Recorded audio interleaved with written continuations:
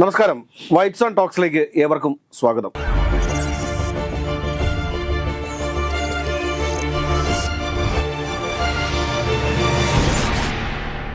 സാറേ നമസ്കാരം. സാറേ, വളരെ വിഷമത്തോടു കൂടിയാണ് ഇന്നത്തെ ഒരു പ്രഭാതം ഉണ്ടായത് എന്ന് പറയാതിരിക്കാൻ വയ്യ. കാരണം ബഹുമാനപ്പെട്ട തൃക്കാക്കര MLA ഉമാ തോമസിന് അതിദാരുണമായ ഒരു അപകടം സംഭവിച്ചിരിക്കുന്നു. അതീവ ഗുരുതരാവസ്ഥയിൽ തന്നെയാണ് ഇപ്പോഴും തുടരുന്നത്. നേരിയ ആശ്വാസങ്ങളൊക്കെ പുറത്തു വരുന്നുണ്ട് എങ്കിൽ തന്നെയും അത് എത്രത്തോളം ഫലപ്രാപ്തിയിലെത്തും എന്നുള്ളതിനെക്കുറിച്ചൊക്കെ അത് ദൈവത്തിൻ്റെയും ശാസ്ത്രലോകത്തിൻ്റെയും കയ്യിലിരിക്കുന്ന ഒരു കാര്യമാണ്. പക്ഷേ നമുക്ക് ഒരു വിഷയം ചർച്ച ചെയ്യാതെ പോകാൻ സാധിക്കില്ല. മൃദംഗ വിഷൻ എന്ന പേരിൽ രജിസ്റ്റർ ചെയ്യപ്പെടാത്ത ഒരു സ്ഥാപനം, കേരളത്തിൽ ഒരിടത്തും രജിസ്റ്റർ ചെയ്യപ്പെടാത്തൊരു സ്ഥാപനമാണ് മൃദംഗ വിഷൻ എന്ന് പറയുന്നത്. നമ്മൾ ഗൂഗിളിലും അതോടൊപ്പം തന്നെ കമ്പനി ഓഫ് രജിസ്ട്രാറിലും ഒക്കെ സെർച്ച് ചെയ്യുന്ന സമയത്തൊന്നും ഇവരെക്കുറിച്ചുള്ള യാതൊരുവിധ വിവരങ്ങളും നമുക്ക് കിട്ടുന്നില്ല.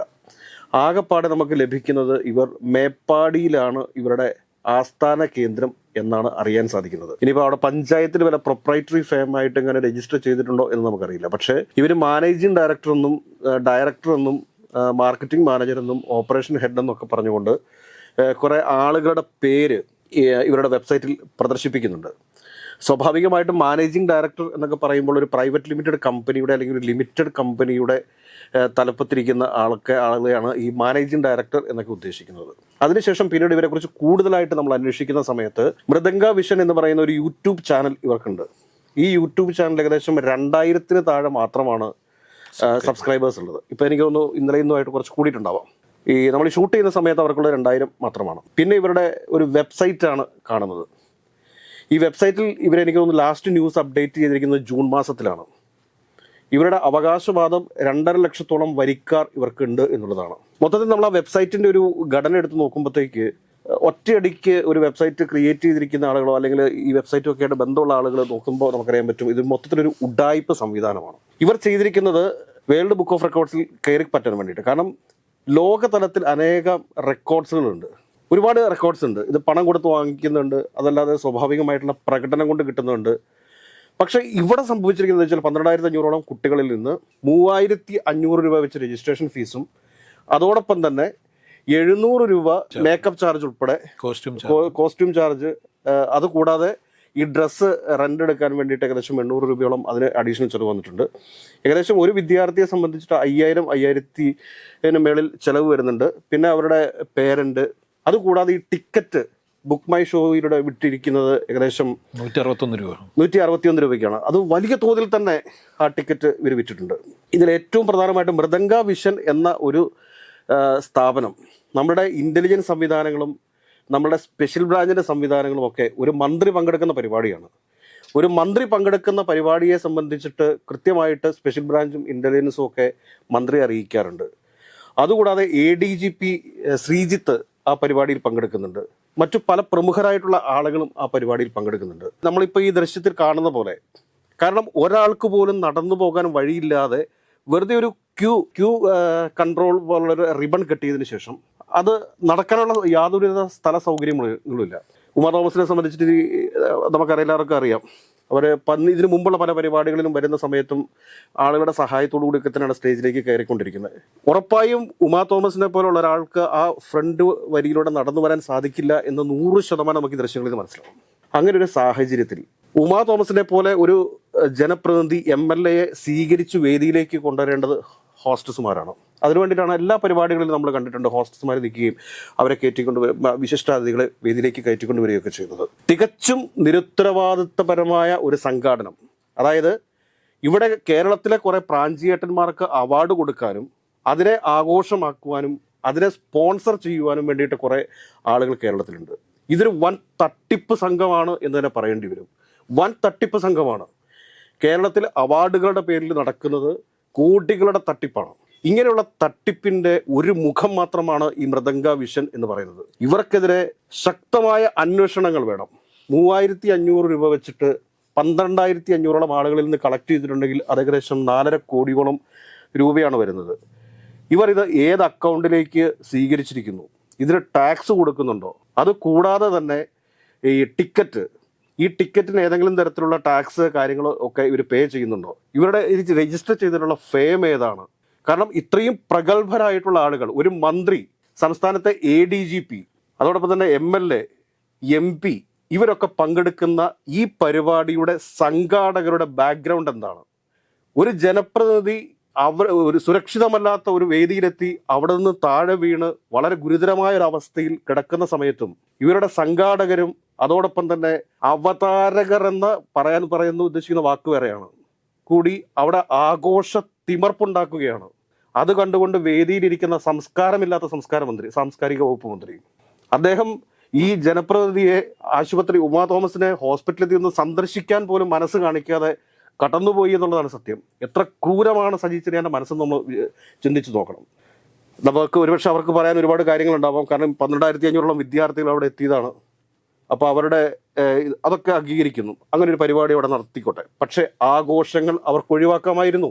ആ ആഘോഷം പിന്നെയും അവർ തുടർന്നു എന്ന് പറയുമ്പോൾ ഇത് കൊള്ളക്കാരുടെ സംഘമായിരുന്നു ഈ പരിപാടി ഓർഗനൈസ് ചെയ്തിട്ടുള്ളത്.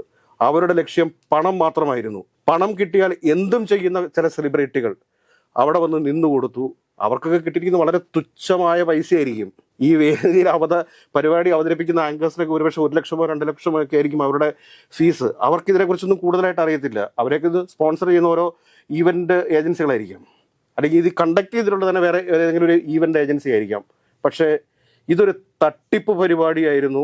ഇതിന് ഒരു തരത്തിലുള്ള വേൾഡ് റെക്കോർഡ്സും കൊടുക്കാൻ പാടില്ല എന്നുള്ള ശക്തമായൊരു നിലപാടാണ് സർക്കാരിന്റെ ഭാഗത്തു നിന്ന് ഉണ്ടാവേണ്ടത്. അതുകൂടാതെ തന്നെ ഈ 12,500 വിദ്യാർത്ഥികളിൽ നിന്ന് പിരിച്ചെടുത്തിട്ടുള്ള പണം അത് തിരിച്ചു കൊടുപ്പിക്കുവാനും സർക്കാർ മുൻകൈ എടുക്കണം. ഇനി വരുന്ന പരിപാടികളിൽ സർക്കാർ കൃത്യമായ സുരക്ഷാ മാനദണ്ഡങ്ങളോട് കൂടി മാത്രമേ ഇങ്ങനെയുള്ള പരിപാടികൾ സംഘടിപ്പിക്കാനുള്ള അനുമതി കൊടുക്കാൻ പാടുള്ളൂ എന്നൊരു നിലപാടാണ് എനിക്കുള്ളത്. എന്താണ് സാറിൻ്റെ അഭിപ്രായം?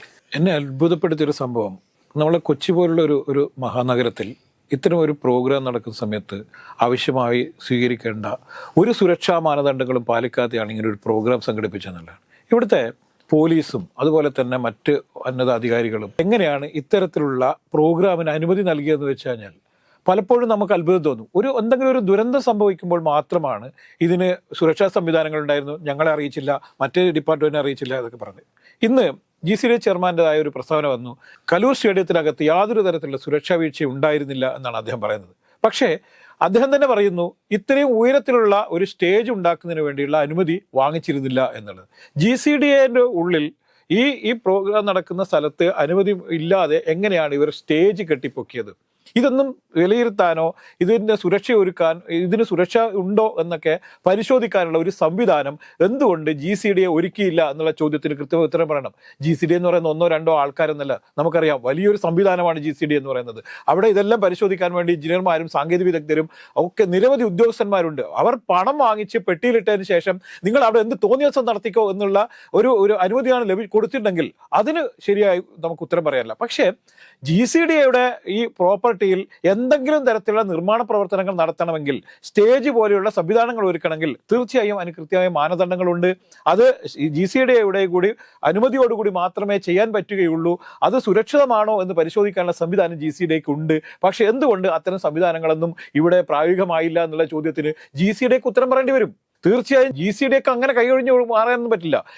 ഇപ്പോൾ ഇവർ പറയുന്നത് എന്താണ്, ഉമാ തോമസ് വന്ന് അതിലേക്കൂടി നടക്കുന്ന സമയത്ത് മന്ത്രിന്റെ തന്നെ പ്രസ്താവനയുണ്ട്, അത് ഈ സ്റ്റീലിന്റെ ബാരിക്കേഡാണെന്ന് കരുതിയിട്ട് അതിൽ പിടിച്ചുവെന്നും അവർ താഴോട്ട് പോവുകയായിരുന്നു എന്ന്. 15 അടി താഴോട്ട് പോയി അവർ സ്ലാബിൽ തലയടിച്ച് അവിടെ കിടക്കുക എന്ന് പറയുന്നത് എത്ര ദുരന്തമാണെന്ന് ആലോചിച്ചാണ്. ഒരു ജനപ്രതിനിധികൾക്കാണ് ഈ സംഭവിക്കുന്നത്. ഒരു ജനപ്രതിനിധിക്ക് അവിടെ വരുന്ന സമയത്ത് അല്ലെങ്കിൽ VIP-കൾക്ക് അവിടെ ഇതിപ്പോ സജി ചെറിയാനും സംഭവിക്കാവുന്നതായിരുന്നല്ലോ. ഇന്നലെ സജി ചെറിയാനും വേണമെങ്കിൽ സംഭവിക്കാവുന്ന ദുരന്തമാണിത് നമ്മളിൽ കാണേണ്ടതുണ്ട്. അതുകൊണ്ട് ഇത്തരം സംഭവങ്ങൾക്ക് എങ്ങനെയാണ് അനുമതി നൽകുന്നത് എന്നുള്ള ചോദ്യത്തിന് കൃത്യമായി ഉത്തരം പറയണം. പോലീസും മറ്റ് സംവിധാനങ്ങളും ഒക്കെ ഇതിന് ഉത്തരം പറയണം. ഇപ്പോൾ അവിടെ പലരും പറഞ്ഞെന്താണ്, പോലീസ് അകത്തുണ്ടായിരുന്നില്ല എന്നുള്ളതാണ്. ഇത് എങ്ങനെയാണ് ഇത്രയേറെ കുട്ടികളും രക്ഷിതാക്കളൊക്കെ പങ്കെടുക്കുന്ന ഒരു ഇവന്റിലേക്ക് എന്തുകൊണ്ടാണ് പോലീസ് ഇത്തരം സംവിധാനങ്ങളൊന്നും ആലോചിക്കാതെ? അതിനുള്ളിൽ എന്തെങ്കിലും ഒരു സ്ഫോടനം നടന്നാൽ എന്ത് സംഭവിക്കും? അത്തരത്തിലുള്ള എന്തെങ്കിലും ഒരു ചെക്കിങ് നടന്നിട്ടുണ്ടോ?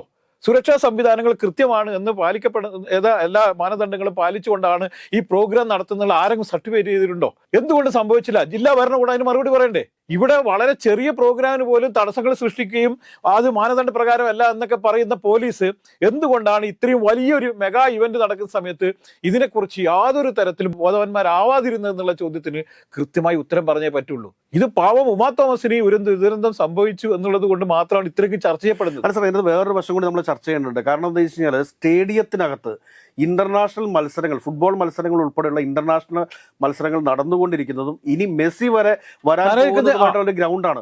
ആ ഗ്രൗണ്ട് കുഴിച്ച് അവിടെ ഒരു സ്റ്റേജ് കെട്ടാനായിട്ട് എന്തനുമതി? കാരണം ഒരു സ്റ്റേജ് കെട്ടണമെന്നുണ്ടെങ്കിൽ കുറച്ച് തൂണുകൾ വേണമല്ലോ. ഈ തൂണുകൾ കുഴിക്കണമെന്നുണ്ടെങ്കിൽ എങ്ങനെയാണെങ്കിലും ഗ്രൗണ്ട് കുഴിക്കണമല്ലോ. ഈ ഗ്രൗണ്ടൊക്കെ കുഴിക്കാൻ വേണ്ടിയിട്ടുള്ള അനുമതി GCD കൊടുത്തു. അല്ല, അവിടെയാണ് എന്റെ ചോദ്യം. GCD എത്ര സ്വാധീനമുള്ള ആരാണ് ഈ മൃദംഗാവിഷൻ? മാത്രമല്ല, ഇതിലെങ്ങനെയാണെങ്കിലും ഈ മൃദംഗാവിഷന് യാതൊരു തരത്തിലുള്ള ഒരു സ്വീകാര്യതയുമില്ലാത്ത ഒരു സ്ഥാപനം എങ്ങനെയാണ് മന്ത്രിമാരടക്കമുള്ള ഈ MLA-മാരെയും MP-മാരെയും മന്ത്രിമാരെയും മറ്റ് പോലീസ് ഓഫീസർമാരെയും ഉന്നതരായ ഇത്രയും ആളുകളെ എങ്ങനെയാണ് സംഘടിപ്പിച്ചത്? അതിന്റെ പിന്നിൽ എന്ത് ഗൂഢാലോചനയാണ് നടന്നിരിക്കുന്നത്? ആരാണ് ഇതിന് പിന്നിലുള്ള ചാലക ശക്തി എന്ന് നമ്മൾ കണ്ടെത്തേണ്ടത്.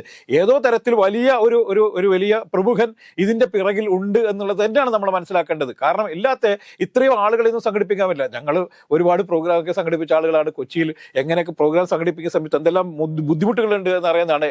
ഫയർഫോഴ്സും അതുപോലെ തന്നെ മറ്റ് പോലീസും തുടങ്ങി എല്ലാവരും നിരവധിയായ ബുദ്ധിമുട്ടുകൾ നമ്മൾക്ക് ഉണ്ടാക്കാറുണ്ട്. അതുകൊണ്ട് ചെറിയൊരു പ്രോഗ്രാം നടത്തുമ്പോൾ പോലും നിരവധി കാര്യങ്ങൾ നിരത്തിക്കൊണ്ട് ഈ പ്രോഗ്രാമിനെ നടത്താതിരിക്കാൻ വേണ്ടിയിട്ടൊക്കെ ശ്രമിക്കുന്ന ആളുകളുള്ള സ്ഥലമാണ് ഇതെന്ന് ആലോചിക്കണം.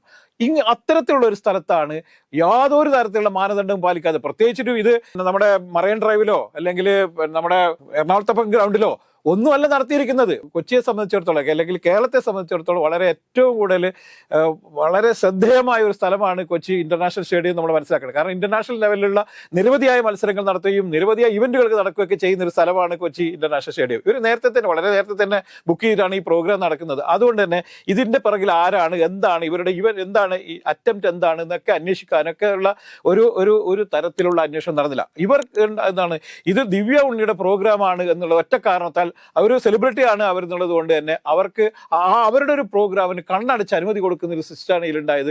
പിന്നെ ഈ കോടികൾ വന്നു എന്നാണ് പറയുന്നത്. കോടികൾ വന്നുവെങ്കിൽ അതിൻ്റെയൊക്കെ പങ്ക് ആർക്കൊക്കെ കിട്ടി, ഏതൊക്കെ തരത്തിലുള്ള ഉദ്യോഗസ്ഥന്മാർക്ക് അതിന്റെ പൈസ കിട്ടി എന്നുള്ള കൂടി അന്വേഷിക്കേണ്ടതുണ്ട് നമ്മൾ കാണുന്നത്. ഇതിപ്പോ ഞാൻ ഈ സുരക്ഷ പരിശോധനകളുണ്ട്. അത് ഫയർഫോഴ്സിന്റെ ആയിക്കൊള്ളട്ടെ, പോലീസിന്റെ ആയിക്കൊള്ളട്ടെ, ഈ ജില്ലാ ഭരണകൂടത്തിന് ഞാൻ പറയുന്നത് ഈ സുരക്ഷാ പരിശോധനകളൊക്കെ പരിശോധന നടത്തി തന്നെയാണോ സർട്ടിഫിക്കറ്റ് കൊടുത്തിരിക്കുന്നത് എന്നുകൂടി ഈ അവസരത്തിൽ പരിശോധിക്കണം. ഒരു അപകടം ഉണ്ടായതിനു ശേഷം. കാരണം ഇത് 15 അടി പൊക്കത്തിൽ ഒരു സ്റ്റേജ് ഉയർത്തുക, അതിൽ 2.5 അടി മാത്രം, 2.5 അടിയോ 2.5 മീറ്ററോ മാത്രം, 2.5 മീറ്റർ ആവാൻ സാധ്യതയില്ല, 2.5 അടി ആവാനേ സാധ്യതയുള്ളൂ. 2.5 അടി വീതിയിൽ 2 നിര കസേര ഇടുക. അതിനുശേഷം നമ്മൾ ആദ്യം വിഷ്വലി കണ്ടതാണ്. ഈ വിഷ്വലൊന്നും ഒരു ചാനലുകാരും എടുത്തിട്ടില്ല. ഈ വിഷ്വലി നമുക്കറിയാം, കൃത്യമായിട്ടറിയാം. അതിലൂടെ ഒരു പെൺകുട്ടി നടന്നു പോകുന്നുണ്ട്. ആ പെൺകുട്ടിക്ക് തന്നെ അതിലൂടെ നടന്നു പോകാൻ പറ്റുന്നില്ല.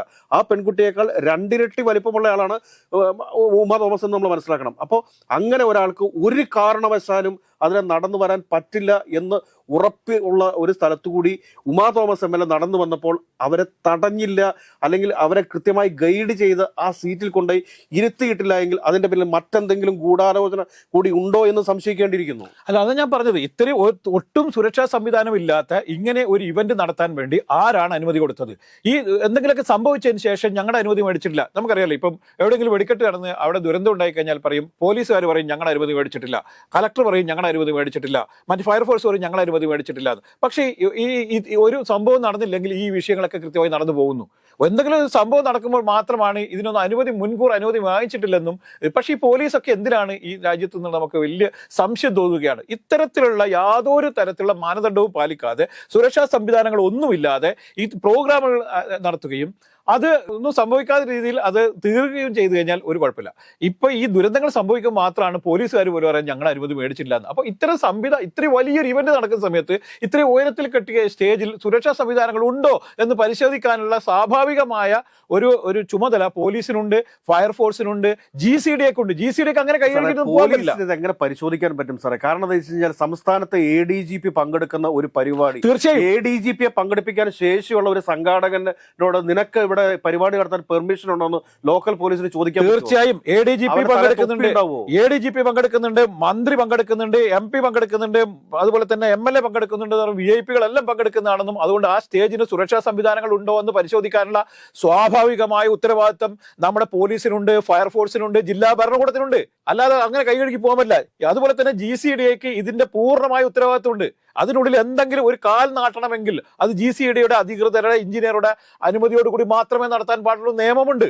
അങ്ങനെ അവിടെ എന്തെങ്കിലും കൺസ്ട്രക്ഷൻ നടക്കുന്നുണ്ടോ എന്ന് കൃത്യമായി ഒരു ഉദ്യോഗസ്ഥരെ അവിടെ നിർത്തിക്കൊണ്ട്, ഇത് സ്റ്റേജിന്റെ പണി ഒരു ദിവസം നടന്നതല്ലല്ലോ, ഇന്നലെ രാവിലെ നടത്തിയല്ലോ, 3 ദിവസം കൊണ്ടാണല്ലോ അവിടുത്തെ ഒരുക്കങ്ങളൊക്കെ നടത്തുന്നത്. GCDയെ ഇന്ന് രാവിലെ അനുമതി കൊടുത്തതല്ല. ഇതിനുള്ളിൽ എന്തെങ്കിലും കൺസ്ട്രക്ഷൻ നടക്കുന്നുണ്ടോ, അതുപോലെ തന്നെ അവിടെ പിച്ചിന് എന്തെങ്കിലും തകരാറ് വരുത്തുന്നുണ്ടോ, അതുപോലെ തന്നെ സ്റ്റേഡിയത്തിന് എന്തെങ്കിലും തകരാറ് പറ്റുന്നുണ്ടോ എന്നൊക്കെ നോക്കാൻ വേണ്ടി ഒരു ഉദ്യോഗസ്ഥനെ ചുമതലപ്പെടുത്തി ആ ഉദ്യോഗസ്ഥന്റെ മേൽനോട്ടത്തിൽ മാത്രമേ ഇത്തരത്തിലുള്ള ഒരു നിർമ്മാണവും നടത്താൻ പാടുള്ളൂ എന്ന് കൃത്യമായ നോംസ് ആൻഡ് കണ്ടീഷൻസിൽ ഒപ്പിട്ട് കൊടുത്തതിന് ശേഷമാണ് ഇവർക്ക് ഇത് കൈമാറുന്നത്. അപ്പൊ അങ്ങനെ കൈമാറി കഴിഞ്ഞാൽ സ്വാഭാവികമായിട്ടും നമ്മൾ അതിനുള്ളിലൊക്കെ പ്രോഗ്രാം നടത്തിയിട്ടുണ്ട്. അപ്പൊ അവിടെ ഒരു റണ്ണർ ബോർഡ് ഘടിപ്പിക്കണമെങ്കിൽ തന്നെ ഇവരുടെ അനുമതി വേണം. ഒരു റണ്ണർ ബോർഡ് ഘടിപ്പിക്കണം തന്നെ GCDന്റെ അനുമതി ഇല്ലാതെ ചെയ്യാൻ പറ്റില്ല. അങ്ങനെയുള്ള ഒരു സ്ഥലത്ത് എങ്ങനെയാണ് ഇത്തരത്തിലുള്ള ഒരു സ്റ്റേജ് നിർമ്മിച്ചത്? ഈ സ്റ്റേജിൽ സുരക്ഷാ സംവിധാനങ്ങൾ ഉണ്ടോ എന്ന് ആരാണ് ചെക്ക് ചെയ്തത്? ഇത് എല്ലാ ആളുകളും കൈയൊഴിഞ്ഞ ഒരവസ്ഥയാണ് ഇപ്പോൾ ഉള്ളത്. ഞങ്ങൾക്കറിയില്ല, ഞങ്ങൾ അനുമതി വാങ്ങിച്ചില്ല എന്ന്. എല്ലാം ഈ ഇവന്റ് കമ്പനി മാത്രം ഏറ്റെടുക്കട്ടെ എന്നുള്ളതാണ്. ഇവന്റ് കമ്പനിക്ക് മാത്രം ഏറ്റെടുത്ത് അങ്ങനെ പോകാൻ പറ്റില്ല. ഇവന്റ് കമ്പനി മാത്രമല്ല ഇതിന് ഉത്തരവാദികൾ. ഈ ദുരന്തത്തിന് ഉത്തരവാദികൾ യഥാർത്ഥത്തിൽ പോലീസാണ്, ജില്ലാ ഭരണകൂടമാണ്, GCD ആണ്, ഫയർഫോഴ്സ് ആണെന്ന് പറയാൻ യാതൊരു സംശയം വേണ്ടെന്നേ. അല്ല, ഈവന്റ് സംഘടിപ്പിക്കുന്ന ഒരാളെ സംബന്ധിച്ചിട്ട് ഈ പരിപാടിയുടെ കോർഡിനേറ്റർമാർ എന്ത് പറയുന്നോ അത് കെട്ടിപ്പൊക്കി കൊടുക്കുക എന്ന വേല മാത്രമേ ഈവന്റ് മാനേജർക്കുള്ളൂ. അതിന്റെ അപ്പുറത്തേക്ക് നമുക്ക് അവരെ ഒരു തരത്തിൽ അവരെ കുറ്റപ്പെടുത്താനായിട്ട് സാധിക്കത്തൊന്നുമില്ല. പക്ഷേ ഇതിനകത്ത് ഈ മൃദംഗ വിഷൻ ഇങ്ങനെ ഒരു പരിപാടി സംഘടിപ്പിച്ചിരിക്കുന്നു. ഈ പരിപാടിയുടെ ആധികാരികത എന്താണ്? ഈ മൃദംഗ വിഷൻ ദിവ്യ ഉണ്ണിയെ മുമ്പിൽ നിർത്തിക്കൊണ്ട് ദിവ്യ ഉണ്ണിയുടെ പരിപാടിയാണ് എന്നുള്ള രീതിയിലാണോ ഇതിനെ മാർക്കറ്റ് ചെയ്തിട്ടുള്ളത്? ഇതിന് വേൾഡ് ബുക്ക് ഓഫ് റെക്കോർഡ്സിൽ സ്ഥാനം കിട്ടുമോ? അവരുടെ അംഗീകാരം കിട്ടിയിട്ടുണ്ട്. കാരണം വേൾഡ് ബുക്ക് ഓഫ് റെക്കോർഡ്സിന്റെ അംഗീകാരം കിട്ടേണ്ട എത്ര രൂപ പേ ചെയ്യണമെന്ന് നമുക്ക് അറിഞ്ഞുകൂടാ. അവർക്ക് വലിയ പൈസ ഒരു നിശ്ചിത തുക കൊടുത്താൽ മാത്രം മതി. അതിനപ്പുറത്തേക്ക് വരുന്നത് വേൾഡ് ബുക്ക് ഓഫ് റെക്കോർഡ്സിൽ നിന്ന് ആരാണ് ഇവിടെ ഇൻസ്പെക്ഷന് വേണ്ടി വന്നിട്ടുള്ളത്, ഇതൊക്കെ നമ്മൾ പരിശോധിക്കേണ്ടത്. കാരണം വേൾഡ് തലത്തിൽ ഒരുപാട് സ്വകാര്യ അവാർഡിംഗ് ഏജൻസികളുണ്ട്. അവരുടെ അവാർഡിംഗ് ഏജൻസി എല്ലാം കച്ചവടമാണ്. എല്ലാം കച്ചവടമാണ്. നമ്മളിപ്പോ പറയുന്നത് world Limca book of records ഉണ്ട്, വലിയ പരിപാടിയാണ്. ലിംക ആരാണ്? ലിംക പാനീയ കമ്പനിയാണ്. അവർ നടത്തുന്ന ഒരു വലിയൊരു അവാർഡിംഗ് ആണ് ഈ world of record of Limca എന്ന് പറയുന്നത്. ഇതിൽ നിരവധിയായ അവാർഡുകൾ, ഇവന്റ്സുകൾ ഇപ്പോൾ കൊച്ചി നടത്തുന്നുണ്ട്.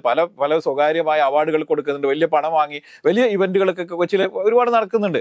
അതൊക്കെ ശരി. പക്ഷെ നമ്മൾ പറയുന്നത് ജനങ്ങൾ പങ്കെടുക്കുന്ന, പബ്ലിക് പങ്കെടുക്കുന്ന എന്ത് ഇവന്റ് ആയാലും അവിടെ മിനിമം കൃത്യമായി എന്തൊക്കെ മാനദണ്ഡങ്ങൾ, സുരക്ഷാ മാനദണ്ഡങ്ങളുണ്ട്, അത് കൃത്യമായി പാലിക്കപ്പെടുന്നുണ്ടോ എന്ന് കൃത്യമായി അത് പരിശോധിക്കാനും ഇനിയെങ്കിലും ഇത്തരത്തിലുള്ള ഒരു ചെറിയ അപകടം പോലും ഇല്ലാതെ ഇരിക്കാൻ വേണ്ടിയിട്ടുള്ള കൃത്യമായ സുരക്ഷാ സംവിധാനങ്ങൾ ഒരുക്കാൻ ജില്ലാ ഭരണകൂടവും അതുപോലെ തന്നെ പോലീസ് അധികാരികളും GCDന്റെ സ്ഥലത്താണ് GCDയും ഒക്കെ ശ്രമിക്കേണ്ടതുണ്ട് എന്ന് മാത്രമാണ് ഇതിൽ പറയാനുള്ളത്. പിന്നെ വേറൊരു കാര്യം പറയാനുള്ളത്, ഈ സംഭവം നടന്നതിന് ശേഷം ഉമാ തോമസിനെതിരെ വലിയ സൈബർ ആക്രമണം ഉണ്ടായി എന്നുള്ളതാണ്. എത്രത്തോളം മനുഷ്യത്വരഹിതമാണെന്ന് കൂടി നമ്മൾ ഇതിന്റെ കൂടെ അത് പറഞ്ഞു പോകേണ്ടതുണ്ട്.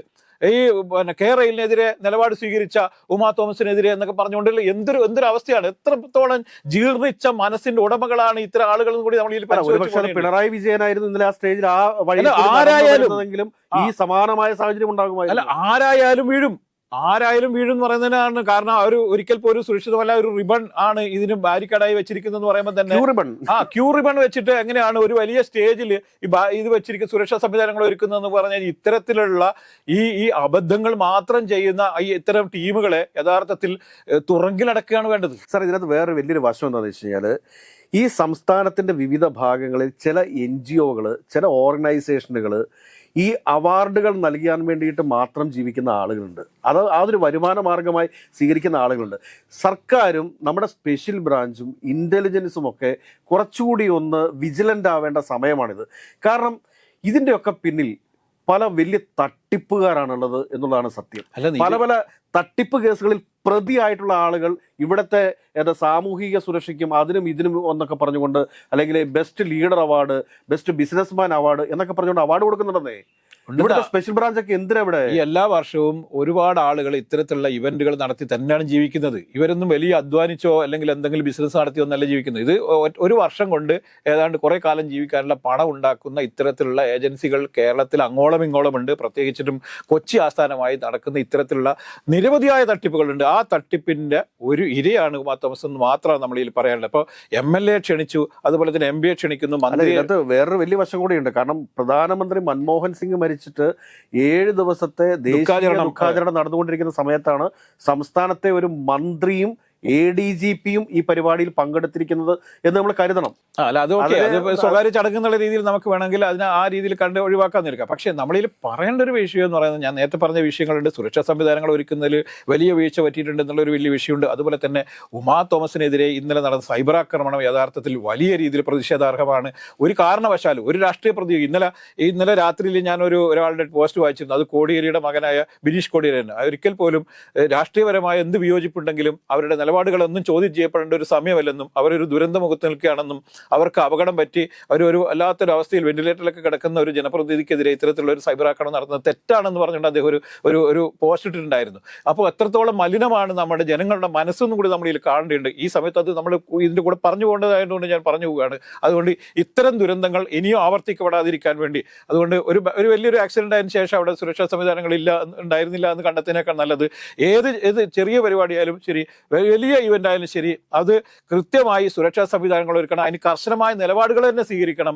അവിടെ നിലപാടുകളിൽ വെള്ളം ചേർക്കരുത്. ഏത് പ്രമുഖനായാലും അതിന്റെ പിറകിൽ, എത്ര വലിയ മനുഷ്യനായാലും ശരി, എല്ലാ ആളുകൾക്കും ഒരേപോലെ നിയമം നടപ്പിലാക്കുവാനും സുരക്ഷാ സംവിധാനങ്ങൾ കൃത്യമായി പാലിക്കപ്പെടുന്നുണ്ടെന്ന് ഉറപ്പുവരുത്താനുള്ള ഇനിയെങ്കിലും ഉദ്യോഗസ്ഥന്മാർ തയ്യാറാവണം. അതിനുള്ള ആർജവം ഈ ഉദ്യോഗസ്ഥന്മാർ കാണിക്കണം. അല്ലാതെ പാവപ്പെട്ടവന്റെ ഹെൽമറ്റ് വെക്കാത്തവന്റെ പിറകിൽ പോലീസ് ഓടി അവനെ പിടിക്കുന്നത് പോലെ അല്ല ഇത് എന്ന് മനസ്സിലാക്കണം. അതുകൊണ്ട് അതിനൊക്കെ കാണിക്കുന്ന വലിയ ഇതുണ്ടല്ലോ, അത്തരത്തിലൊന്നും വലിയ ജാഗ്രത കാണിക്കാതെ ഇത്തരം ഇവന്റുകൾക്ക് വലിയ തരത്തിൽ സുരക്ഷാ സംവിധാനങ്ങളും എല്ലാം കൃത്യമായി പാലിക്കപ്പെടുന്നുണ്ടോ എന്നുള്ളതിന് കൃത്യതയോടുകൂടി കാര്യങ്ങൾ ചെയ്യാൻ വേണ്ടി വേണം. ഇവന്റുകളൊന്നും വേണ്ട എന്ന് നമുക്ക് പറയാൻ പറ്റില്ല. കാരണം ഇത്തരം ഇവന്റുകളൊക്കെ നടന്നു പോയാൽ മാത്രമേ നമ്മുടെ രാജ്യത്ത് പല വിധത്തിൽ വികസന പ്രവർത്തനങ്ങൾ ഉണ്ടാവുള്ളൂ. അതുകൊണ്ട് ഇവന്റുകളൊക്കെ നടക്കേണ്ടതുണ്ട്, എല്ലാ തരത്തിലുള്ള ആഘോഷങ്ങളും നടക്കേണ്ടതുണ്ട്. പക്ഷേ എല്ലാ ആഘോഷങ്ങളും നടക്കുന്ന സമയത്ത് സുരക്ഷാ സംവിധാനങ്ങൾ കൃത്യമായി പാലിക്കപ്പെടുന്നുണ്ട് എന്ന് ഉറപ്പുവരുത്താനുള്ള സംവിധാനങ്ങൾ ഉണ്ടാവണം. അത് കൃത്യതയോടുകൂടി നടപ്പിലാക്കണം. അതിലൊന്നും വെള്ളം ചേർക്കാൻ പാടില്ല എന്ന് മാത്രമാണ് എനിക്ക് അഭ്യർത്ഥിക്കാനുള്ളത്. കാരണം കേരളത്തിൽ ഒരുപാട് ഈവന്റുകൾ സംഘടിപ്പിക്കപ്പെടേണ്ടത് തന്നെയാണ്, അതിനെയൊക്കെ അംഗീകരിക്കുന്നു. പക്ഷേ മൃദംഗ വിഷൻ പോലുള്ള തട്ടിപ്പ് സ്ഥാപനങ്ങൾ നടത്തുന്ന ഈവന്റുകൾ എങ്ങനെ ഇത്രയേറെ മാധ്യമങ്ങളെയും അതോടൊപ്പം തന്നെ ജനപ്രതിനിധികളെയും മന്ത്രിമാരെയും ഉന്നത പോലീസ് ഉദ്യോഗസ്ഥന്മാരെയും ഒക്കെ സ്വാധീനിക്കുന്നു എന്നുള്ളത് വളരെ വലിയൊരു ചോദ്യമായി നമുക്ക് മുമ്പിൽ നിൽക്കുകയാണ്. ഏത് നമ്മുടെ ആളാണ് അല്ലെങ്കിൽ എനിക്ക് സ്വാധീനമുള്ള ആളാണ് എന്നൊക്കെ പറഞ്ഞുകൊണ്ട് ഏതെങ്കിലുമൊക്കെ ഒരുത്തൻ ഈ എന്താ പറയുക ഫയർഫോഴ്സിന്റെ ഉദ്യോഗസ്ഥരെയോ പോലീസിനെയൊക്കെ ഭീഷണിപ്പെടുത്തിക്കൊണ്ട് അവിടെ സുരക്ഷാ പരിശോധന ഒന്നുമില്ലാതെ സർട്ടിഫിക്കറ്റുകൾ വാങ്ങിയിട്ടുണ്ടെങ്കിൽ ആദ്യം നടപടിയെടുക്കേണ്ടത് ഇതിൻ്റെ സംഘാടകർക്കെതിരെയും പിന്നെ വീഴ്ച വരുത്തിയ സകലമാന ഉദ്യോഗസ്ഥർക്കെതിരെയുമാണ് എന്ന് പറയാതിരിക്കാൻ വയ്യ. ഏതൊക്കെയാലും ഒരു കാര്യം തറപ്പിച്ചു പറയാം. ഇന്നലെ കലൂർ ജവഹർലാൽ നെഹ്റു സ്റ്റേഡിയത്തിൽ ഉമാ തോമസിനുണ്ടായ ദാരുണമായ അപകടം അത് മനുഷ്യ നിർമ്മിതമാണ് എന്ന് തന്നെ പറയേണ്ടി വരും. സുരക്ഷയിലെ വീഴ്ച തന്നെയാണ് എന്ന് ഉറക്കെ പറയേണ്ടി വരും. കുറ്റക്കാർക്കെതിരെ കർശനമായ നടപടി തന്നെ സ്വീകരിക്കണമെന്ന് പറഞ്ഞുകൊണ്ട് നിർത്തിട്ട് നന്ദി, നമസ്കാരം.